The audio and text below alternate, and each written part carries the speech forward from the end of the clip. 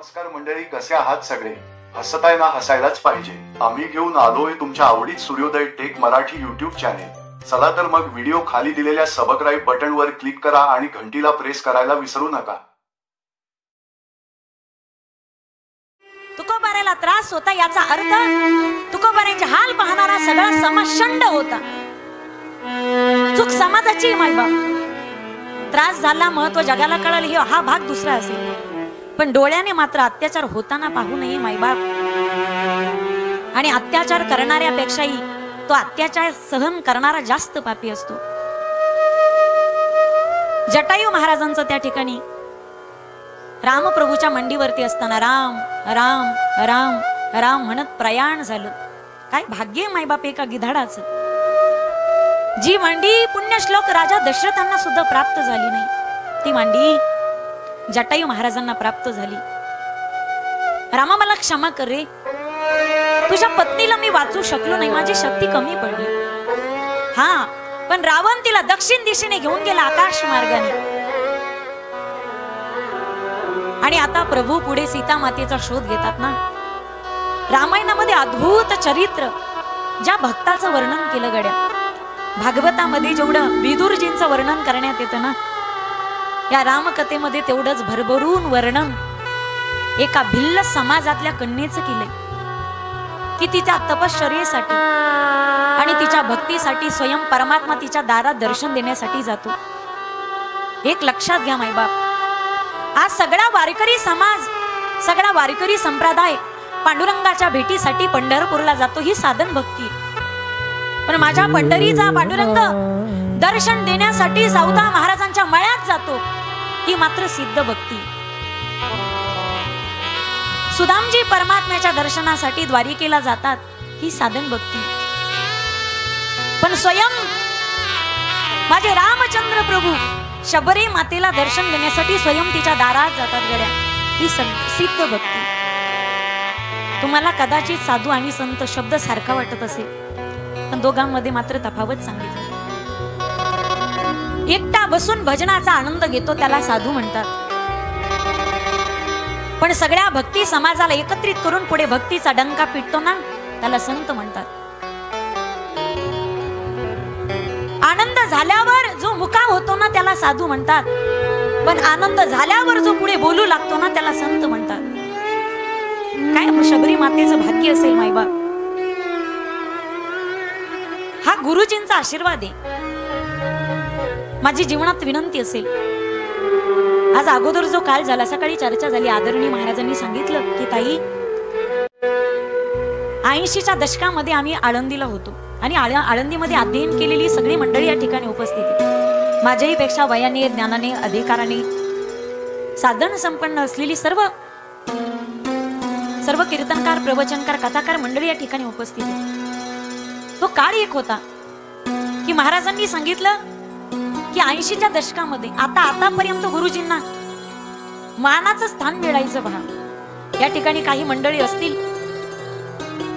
अगदी 10 वर्षापूर्वी शाळेतले गुरुजी जरी असले ना, काय हिंमत होती कडे त्या गुरुजीच्या समोरून जायची. आज मात्र काळ बिघडला. गुरुजी बॅटिंग करतात, पोरं बॉलिंग करतात. काहींच्या तर वाक्य, आमच्या गुरुजीला ना अजिबात काहीच कळत नाही, हे जीवनात कधी दिवेच लावू शकत नाही गड्या, अजिबात दिवे लावू शकत नाही. गुरुविषयी तुमच्या मनामध्ये असणारी भावना, गुरुजीच्या वचनावरती असणारा विश्वास, मातंग ऋषीचा आशीर्वाद होता जीवनामध्ये. भक्ती पाहिली शबरी मातेची. ही शबरी माता नेमकी कोण होती? पूर्वी पहा तुम्ही, कमी वयामध्ये लग्न लावले जायचे, कमी वयामध्ये लग्न लावले जायचे. आणि रामप्रभूच्या आधी, जन्माच्या आधी, प्रभूच्या जन्माच्या आधी शबरी मातेचा जन्म आहे. भिल्ल समाजामध्ये, भिल्ल कुळामध्ये जिचा जन्म झाला आणि कुळाची परंपरा होती की बालवयामध्ये विवाह व्हायचा. आता भिल्ल कुळामध्ये जन्मास आलेली, ज्यावेळी बाहेर, दाराच्या बाहेर त्या लग्नामध्ये भोजनासाठी, बळी देण्यासाठी काही पशु बांधलेले होते. आईला विचारलं, आई हे कशासाठी बांधलेत ग? सांगितलं, बाळ तुझं लग्न करायचंय ना, लग्नात सगळे कापायचे, आणि त्याचं भोजन सगळ्या पाहुण्या रावळ्यांना खाऊ घालायचं. छोटी असणारी शबरी विचार करते, जर माझ्या लग्नासाठी एवढ्याचं बळी जात असेल ना, माझ्यासाठी निष्पाप या मुक्या प्राण्यांचा जर जीव जात असेल, हे सगळं घडतंय माझ्याच लग्नामुळे घडतंय ना. रातोरात घराचा त्याग केला, शबरी माता घर सोडते. सगळे शोध घेतायत. एक उंट सडलेला होता ना, त्या उंट्याच्या पोटामध्ये जाऊन राहिली. का? त्या दुर्गंधीच्या वासामुळे माझा शोध घेण्यासाठी इथपर्यंत जवळ कोणी येणार नाही. मला सांगा, रस्त्याने आम्ही 4 व्हीलर 2 व्हीलर वरती फिरतो. गावाच्या बाहेर लोक कुत्रे सडलेले असतात, ते फेकून देतात. त्याचा थोडासा घाण वास आला तर आम्हाला क्षणभर सुद्धा सहन होत नाही तो. आणि विशाल असणारा तो उंट, सडलेला उंट, त्या दुर्गंधीच्या वातावरणामध्ये सुद्धा शबरीची काय अवस्था असेल हो. पण शिकवण आमच्या वारकरी संप्रदायाने दिली, भूत दया गाई पशूंचे पालन, नेला जीवन बना माझी. माझी विनंती असेल मायबाप, जी शबरी त्या पशूंचा बळी जाऊ नये म्हणून जर घरादाराचा त्याग करत असेल, माझी विनंती असेल मायबाप, तुमच्या घरामध्ये कटछाट होत असेल ना, ती कटछाट आमच्या घरातली थांबली पाहिजे. आमच्यात फक्त 7च दिवस त्या काळ्या पिशवीला कर्फ्यू असतो, नो एंट्री किचन मध्ये. का? गावात सप्ताह सुरू होणारी. एक काळ असा येणारी पहा तुम्ही. उत्तर भारताने घेतला निर्णय, उत्तर भारतातल्या सरकारने बाटल्यावरूनच बंद केल्या. आणि काळ असा येणार आहे माझ्या दादांना, हे वरूनच बंद होणार आहे गड्या. त्याच्यासाठी आधी स्वतःच्या मनाला आवर घाला, घरादाराचा त्याग केला मायबाप. आणि मातंग ऋषीच्या आश्रमामध्ये भल्या पहाटे उठावं, आश्रम झाडावा, सडा समर्जन करावं, फुलाच्या रांगोळ्या घालाव्यात. 1 दिवस नाही, 2 दिवस नाही, 1 वर्ष नाही, 2 वर्ष नाही, हजारो वर्ष. अरे कोण करतय सेवा? पत्ता नाही. माझ्या शबरी मातेची सेवा दिसते, पण शबरी दिसत नाही. आणि परमार्थ त्याचाच गड्या. माणसाची सेवा दिसावी, पण सेवेकरी दिसू नये. माणसाचं कार्य दिसावं, कार्य करता दिसू नये. तुम्हाला माहितीये, जीभ माणसाला सोबतच येते आणि सोबतच जाते. दात नंतर येतात आणि आधी पडतात. का पडतात माहिती? बोलण्यात योगदान नसताना सुद्धा दात मध्ये मध्ये करतात.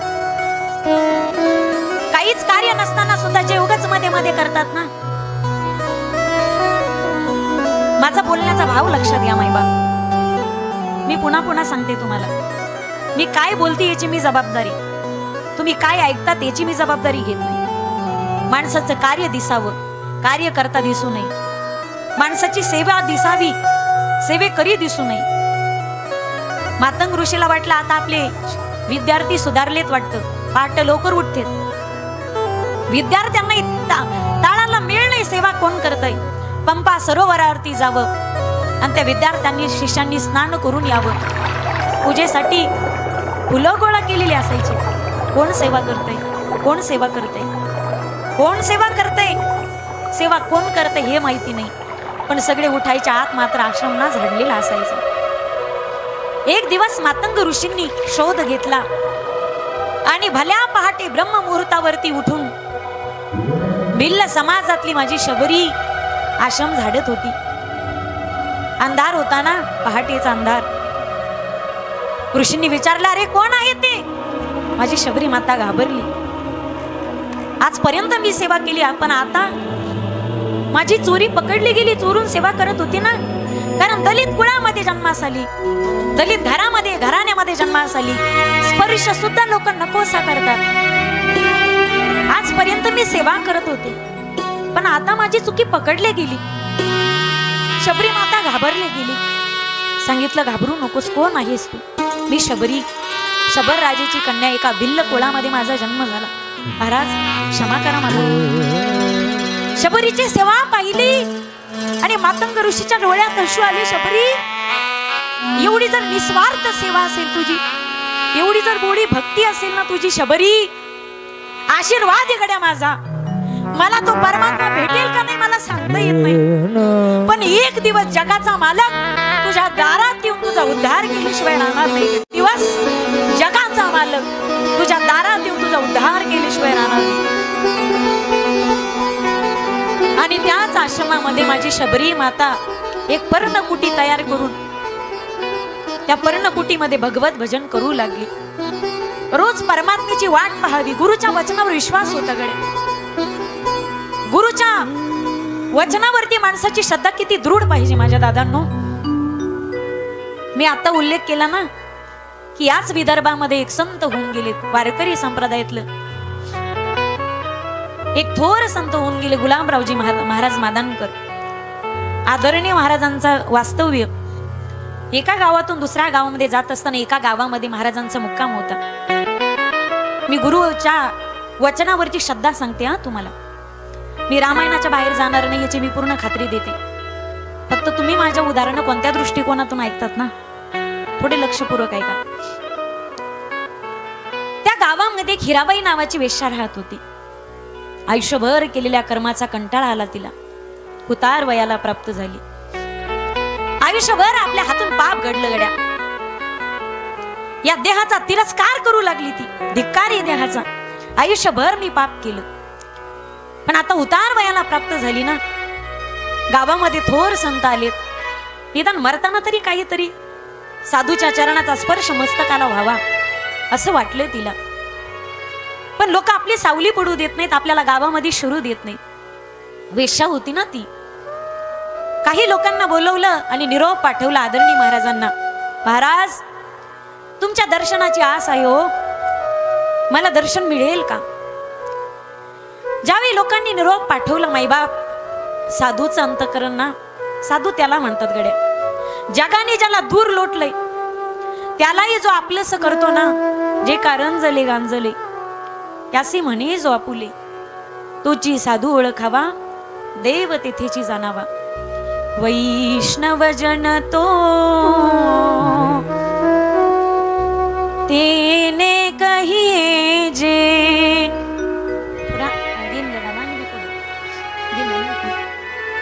पीड पराई जाने रे, वैष्णव जन तो तेने कहिए जे. पीड पराई जाने रे, वैष्णव जन जय सिया राम.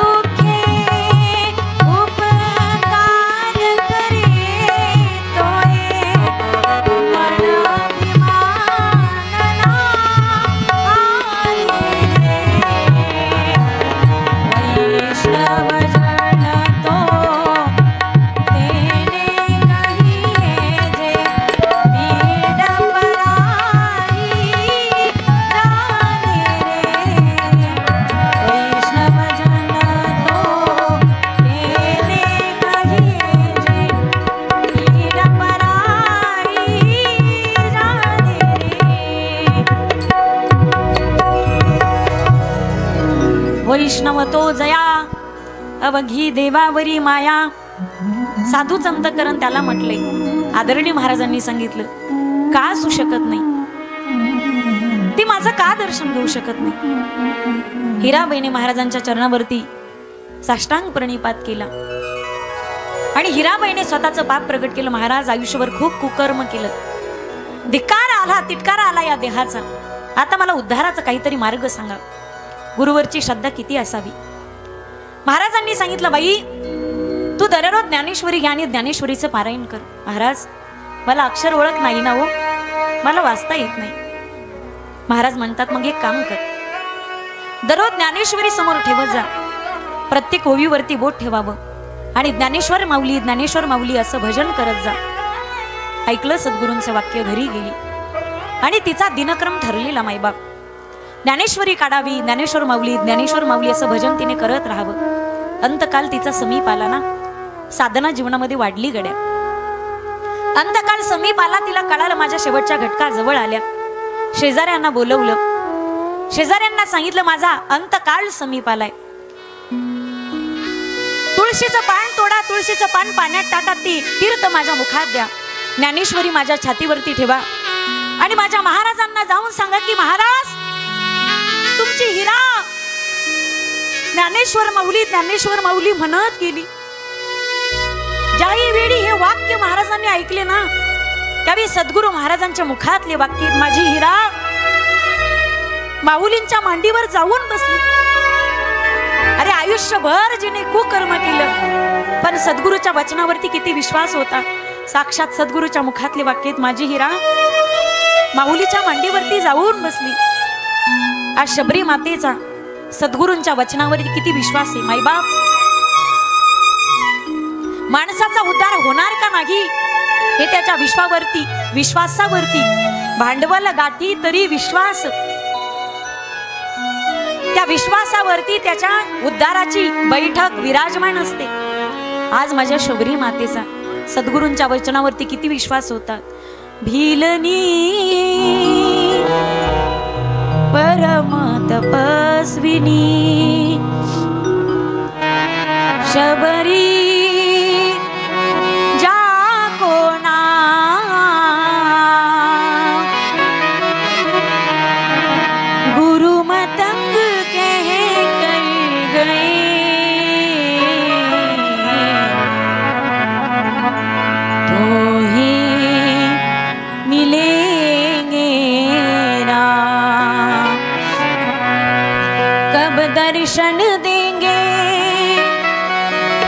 दर्शन देंगे राम परम हितकारी, रास्ता देखत शबरी की उम्र गई सारी, रास्ता देखत शबरी की उम्र गई सारी.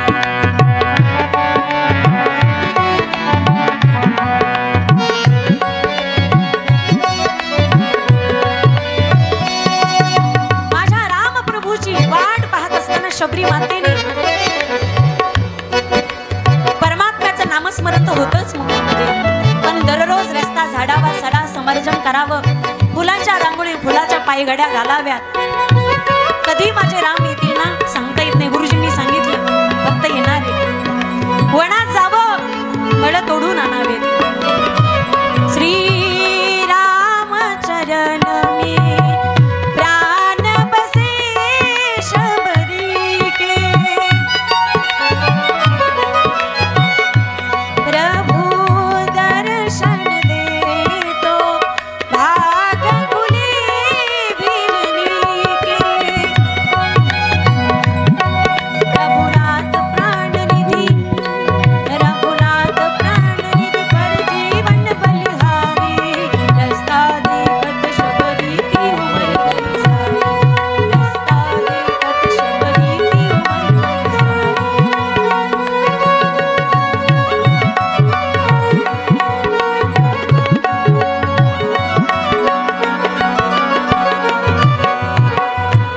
माझे राम प्रभू कधी येतील सांगितलं नाही. अरे आज येतील का, उद्या येतील का, नाही मला माहिती.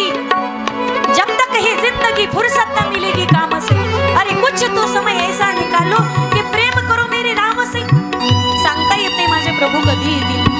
दररोज दिनक्रम ठरलेला असायचा. फुलांच्या पायघड्या घालाव्या, वनात जावं आणि शबरी माता आपल्या त्या टोकरीमध्ये राम प्रभूच्या स्वागतासाठी ना फळं गोळा करायची आणि फळ तोडत असताना माझ्या शबरी माता ते फळ चाखून खायचे.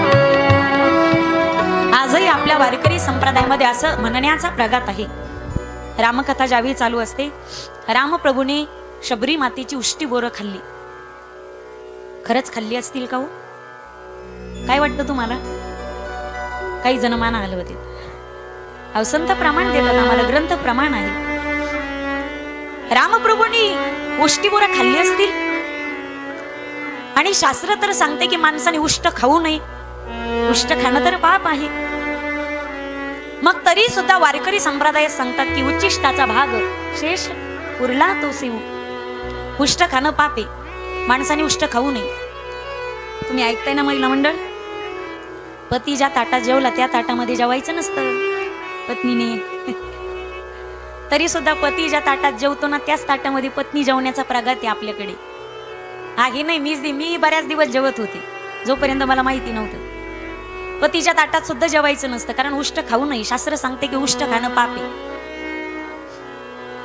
आपल्याकडे खाल्लं जातं, लोक म्हणतात चांगलं असतं, बरं असतं, पुण्य असतं. तसं काही नसतं. तसं काही नसतं. एकाच वेळी दोन्ही ताट धुवायचे जीवावर आलेली असतात, म्हणून ती बेस्ट पॉलिसी असावी. उष्ट खाऊ नये. उष्ट कशाला म्हणतात? जेवत असताना जेवणाऱ्याच्या बोटातून आणि ओठातून जे अन्नाचे कण ताटात पडतात त्याला उष्ट म्हणतात. जे अन्नाचे कण ताटाच्या बाहेर पडतात त्याला खरकट म्हणतात. मग उष्टता खाऊ नये, तरी वारकरी संप्रदाय सांगतोय की उच्चिष्टाचा भाग शेष उरला तो सेव. माझे माऊली ज्ञानोबाराय जगद्गुरु तुकोबाराय भक्तीच्या ताटावरती ब्रह्मरसाचं भोजन करण्यास बसले. त्यावेळी त्यांच्या मुखातून म्हणजेच ओठातून जे अभंग बाहेर पडले तेच त्यांच्या दोन्ही बोटातून लिहिले गेले. आणि तेच अभंग आम्ही उच्चारतो, आम्ही सांगतो, त्याचं आम्ही भजन करतो, त्याचं आम्ही संकीर्तन करतो. यालाच म्हणायचं उच्चिष्टाचा भार शेष उरला तो सेव. मग रामाने शबरीची बोरं उष्टी खाल्ली असतील का? मी थोडासा या ठिकाणी मानस पियुषचा भाग या ठिकाणी सांगते. मानस पियुषकार आचार्य करपात्रीजी महाराज यांचं असं म्हणणं आहे, म्हणजे रामाने शबरीची उष्टी बोरं खाल्लीच, पण या पाठीमागचा तात्विक भाव त्यांनी अत्यंत सुंदर सांगितला.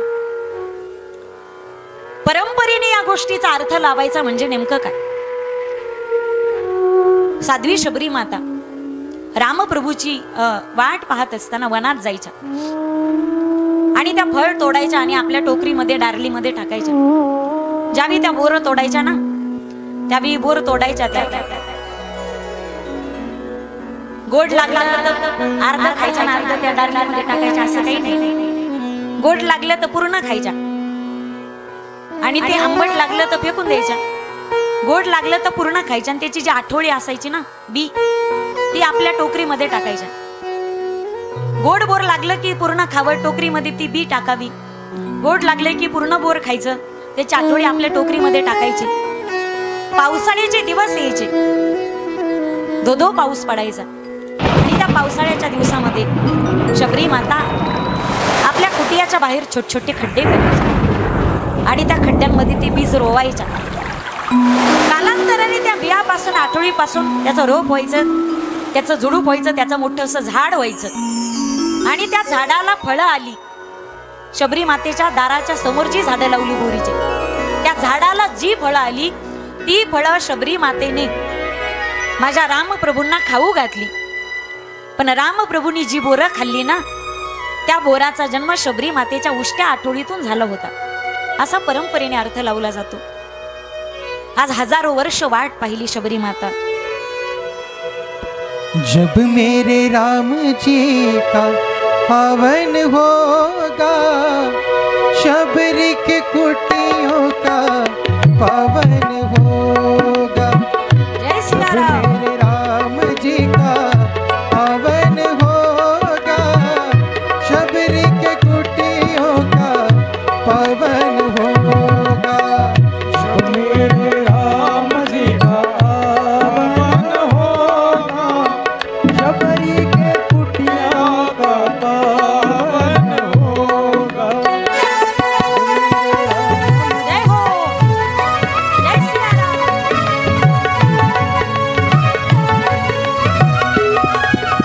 हरी बोल.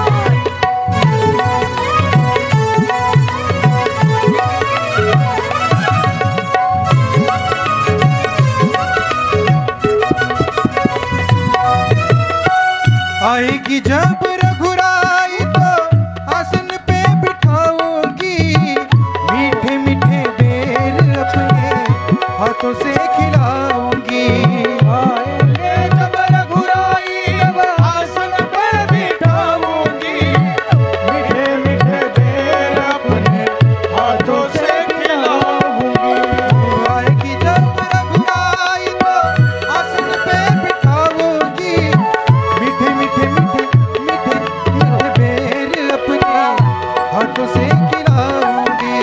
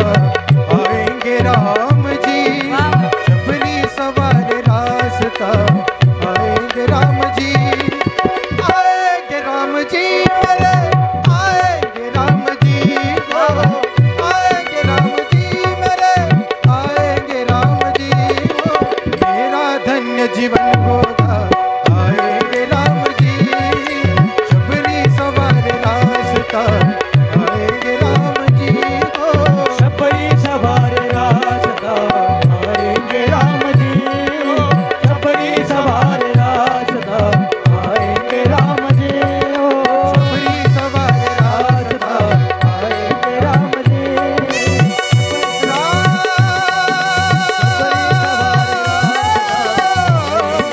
जी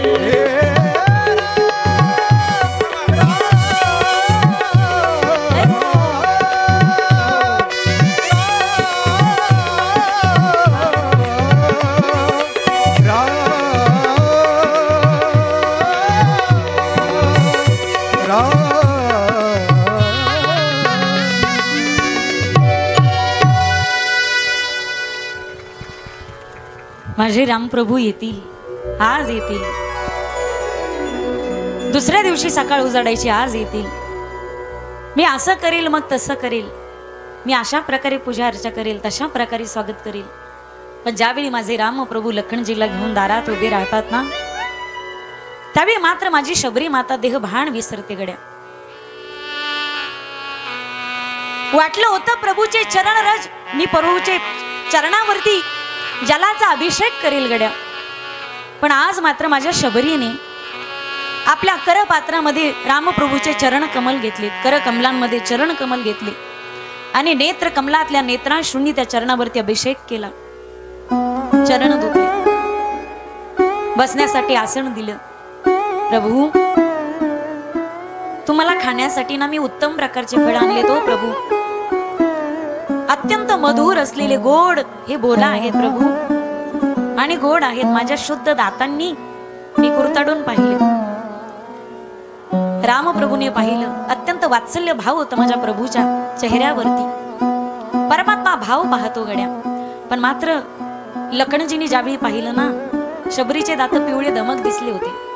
लखनजी म्हणतात, आई तुमच्यात काही ब्रश ब्रिश करतात का नाही? शबरी माता म्हणे, अरे बिल्लाच्या जाती जन्मास आली बाबा, आमच्यात ब्रश करत नाही. पिवळे दमक दात हळकुंडासारखे दिसू लागले. एक द्रोण भरून दिला रामप्रभूला, दुसरा द्रोण दिला लखनजीला. रामप्रभू बोरं खातात, मात्र माझे लखनजी बोरं खात नाही. द्रोण बोराचा तसाच मागे फेकला, त्याचा द्रोणागिरी झाला. माईबा का खात नाहीत गड्या, याचा दुसराही भाव सांगितला. लक्ष्मण, जर तू बोऱ्या खाल्लेस ना, जर भावुक झालास आणि जर हे बोरं जर तू भक्षण केलेस तर तू लक्ष्मण नाही तर तू भक्षमण होशील. इंद्रजिताचा वध त्याच्याच हाती, जो 14 वर्ष ब्रह्मचारी आणि निराहारी. हे बोरं माझ्या जीवनामध्ये साधनेत मला बाधक ठरतील. लक्ष्मणाने मात्र बोरं खाल्ली नाहीत. माझे परमात्मा कुरतडलेले बोरं असताना सुद्धा खातात, विचार करत नाहीत हे उष्टे आहेत की कसे आहेत. भाव के वश में भगवान, भाव नहीं दो निधिवन मधुवन, भाव नहीं दो निधिवन मधुवन, लागत सब मिलान, आवे होय तो आशानों में, देखत सब भगवान, भाव के वश में भगवान, भाव के वश में तुम्ही काय अर्पित करता कडे हे महत्वाचं आहे. भगवंत भुकेला भक्तीचा पाहुणा, प्रेमाने दगड जरी अर्पित करत असाल तर तो स्वीकार माझा परमात्मा. काल कथा संपल्यानंतर आरती झाली ना, एक छोटासा मुलगा आला, स्टेजवर आला. ताई, माझ्याकडून तुम्हाला ना छोटीशी भेट. मला वाटलं काय असेल पोराच्या हातामध्ये. 100 रुपयाची नोट होती. मी पाहिलं त्याच्याकडे. दादा, तू लहान आहेस म्हटलं माझ्यापेक्षा. नाही ताई हो, मी खूप प्रेमाने देतो गड्या, घ्या ही वस्तू तुम्ही. 100 रुपये. काय विचारायला, काय कुठून आले असतील 100 रुपये? मी म्हटलं दादा, 100 रुपये, कारण माझं वय तुझ्यापेक्षा जास्त आहे, तू माझ्या छोट्याशा भावासारखाच म्हटलं. मला तुझे पैसे नको, तू मोठा होशील ना, तू स्वतःच्या स्वकर्तृत्वावर काही कमवशील बाबा, त्यावेळी मी स्वीकारेल. पण तू लहान आहेस म्हटलं, तुझे 100 रुपये मला नको. एवढे कशाला देतो?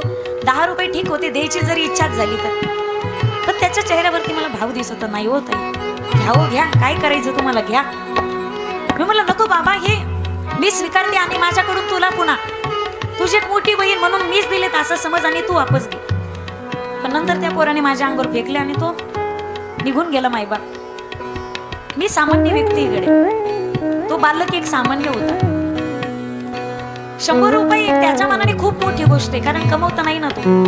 आपण मोठे झालो तर आपल्या उद्देशाने 100 म्हणजे काहीच नाही. तो लहान होता, त्याच्यासाठी 100 रुपये भरपूर आहेत. पण ज्यावेळी मला देण्याच्या मागचा त्याच्यावरचा चेहऱ्यावरचा जो निरागस भाव होता ना, त्याची जी तळमळ होती की माझी वस्तू ताईंनी स्वीकारलीच पाहिजे. एक सामान्य व्यक्तीला पाहून सामान्य छोट्याशा बालकाचं काहीतरी स्वीकारत असताना 100 रुपये बाजूला ठेवा हो. पण तो देतोय काय, हा भाव मला इतका महत्वाचा होता त्याच्या चेहऱ्यावरती. विचार करा मायबाप, माझ्या शबरी मातेचा अधिकार सामान्य नाही. आणि ज्या परमात्म्याला समर्पित करते ना गड्या, तो परमात्मा जगाचा मालक आहे.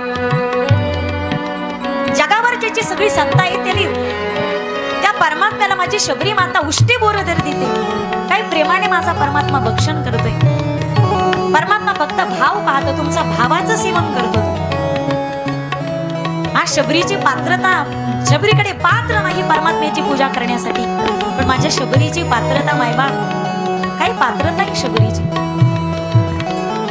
शबरी मातेमध्ये आणि रामप्रभू मध्ये संवाद झाला. त्या ठिकाणी नवविधा भक्ती शबरी माता सांगते.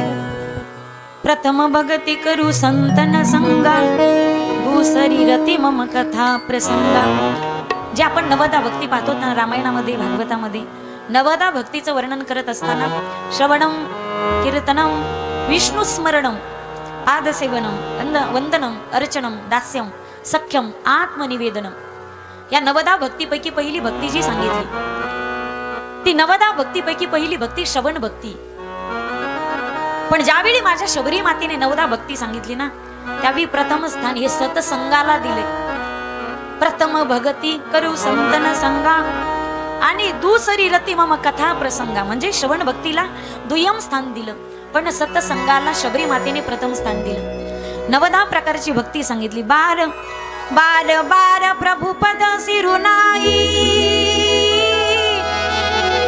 प्रेम सहित सब कथा सुनाई. नवदा प्रकारची भक्ती सांगितली. त्यानंतर माझ्या शबरी मातेने आपल्या उजव्या चरणाच्या अंगुष्ठापासून योगाग्नी प्रज्वलित केला आणि स्वतःचं शरीर त्या योगाग्नीमध्ये समर्पित केलं. सांगितलं होतं आपण पुढे पंपा सरोवराचा सीता मातेचा शोध घेत असताना प्रत्येकाने मदत केली मायबाप. आपण ऋषमुख पर्वतावरती जा, तेथे सुग्रीव महाराजांची भेट होईल, त्यांच्याशी सख्यत्व करा. परमात्मा येतात ऋषमुख पर्वताच्या पायथ्याला. परमात्म्याला भेट होणार होती मारुतीची, पण पहिल्यांदा भेट झाली नारदांची. नारदांची आणि प्रभूची भेट होते. त्या ठिकाणी दोघांचाही संवाद होतो. ज्यावेळी ऋषमुख पर्वतावर पायथ्याशी कोणीतरी आलं, ही गोष्ट सुग्रीवाला कळाली. त्याला वाटलं कोणीतरी बालीनेच कोणीतरी माझा वध करण्यासाठी पाठवले. तो स्वतः येऊ शकत नाही, मग कोणाला तरी माझा वध करण्यासाठी, माझ्याशी युद्ध करण्यासाठी नक्कीच माझ्या भावाने कोणाला तरी पाठवले. त्यावेळी हनुमंतराय एका ब्राह्मणाचं स्वरूप धारण करतात. रामप्रभूची परीक्षा घेण्याचा प्रयत्न करतात. स्वतः ब्राह्मणाचं स्वरूप धारण करतात, पण नमस्कार क्षत्रिय स्वरूपामध्ये माझे रामप्रभू येत. खरं तर ब्राह्मणाला सर्वांनी नमस्कार करायचा असतो, पण माझे हनुमानजी स्वतः ब्राह्मणाचं स्वरूप धारण करतात आणि नमस्कार रामप्रभूंना करतात. याचा अर्थ असा आहे, हनुमानजी रामप्रभूचे भक्त आहेत तरी परीक्षा घेतात, ब्राह्मणाचं स्वरूप धारण करतात. स्वरूप धारण करतात, मात्र स्वभाव काही चित्तामध्ये उतरत नाही. तुम्ही स्वरूप बदलत असाल मायबाप, पण आपल्या चित्तातला स्वभाव माणूस बदलू शकत नाही.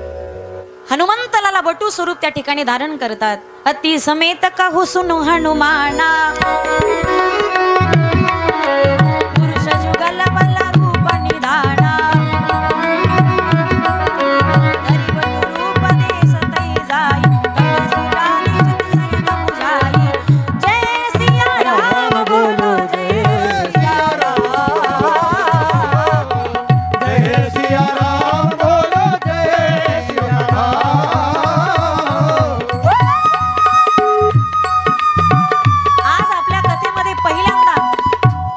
श्री हनुमंत लालाचं पदार्पण होतं एकदा मोठ्या प्रेमाने. महारुद्र हनुमान की जय, अंजनी पुत्र हनुमान की जय, बोलिए बजरंग बली की जय. अंजनीच्या सुता तुला रामाचं वरदान, एक मुखान बोला बोला जय जय हनुमान. सर्वांनी उठून उभा राहा. पुरुष मंडळी एक मुखाने बोला जय जय हनुमान, एक मुखाने बोला जय जय हनुमान. अंजनीच्या सुता तुला रामाचं वरदान, अंजनीच्या सुता तुला रामाचं वरदान, एक मुखाने बोला बोला जय जय हनुमान. एक मुखाने बोला जय जय हनुमान, हाला हाला हाला. बोला जय जय हनुमान. आता उद्या नाही भजन करता येईल. जय श्रीराम. जय हनुमान. जागच्या जागी महिला मंडळी. दिव्य तुझी काया व्यक्तिराम तुझी काया, बालपणी गेलासी तू सूर्याला धराया. हादरली ही धरणी धरले आसमान, हादरली ही धरणी धरले आसमान. अंजनीच्या सुता तुला रामाचं वरदान, अंजनीच्या सुता तुला रामाचं वरदान, एक मुखाने बोला जय जय हनुमान, एक मुखाने बोला जय जय हनुमान. जय हो. जय श्रीराम.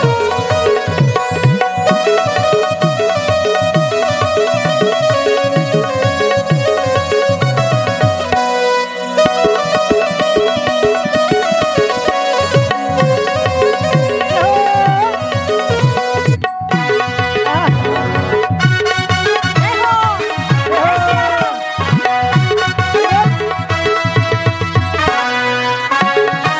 अरे हाला हाला हाला. पुरुष वर्ग, पितृ वर्ग, हाला हाला हाला. जय हो.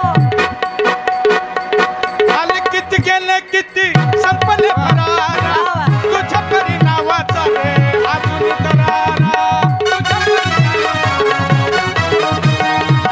आले किती गेले किती संपले भरारा, जय श्रीराम. तुझ्या परी नावाचा रे अजून दरारा. सावध लवकरी आम्ही झालो रे हैराण, सावध ये लवकरी आम्ही झालो रे हैराण. एक मुखाने बोला जय जय हनुमान, जय श्रीराम. बोला जय जय हनुमान. अंजनीच्या सुता तुला रामाचं वरदान.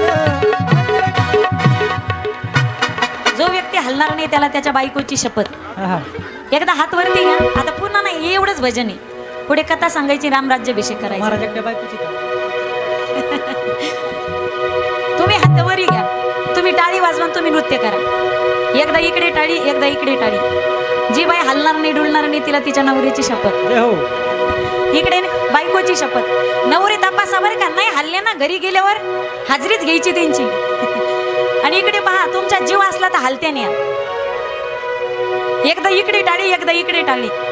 आणि तुम्ही आनंद घ्या गड्या. पुन्हा वर्षभर हा भजनाचा आनंद नाही घेता येणार. तयार आहेत काय सगळे? हात वरती घ्या सर्वजण. महिलांनी टाळी वाजवा, जागच्या जागी पाऊली खेळा आणि पुरुष वर्ग नृत्य करा. लाभलेले ऐश्वर्य माती मोल आहे, जगण्याचा अर्थ मात्र खोल आहे. आजवरी झिजलो आजवरी चंद, मरणाचा क्षण माझा, मरणाचा क्षण माझा अनमोल आहे.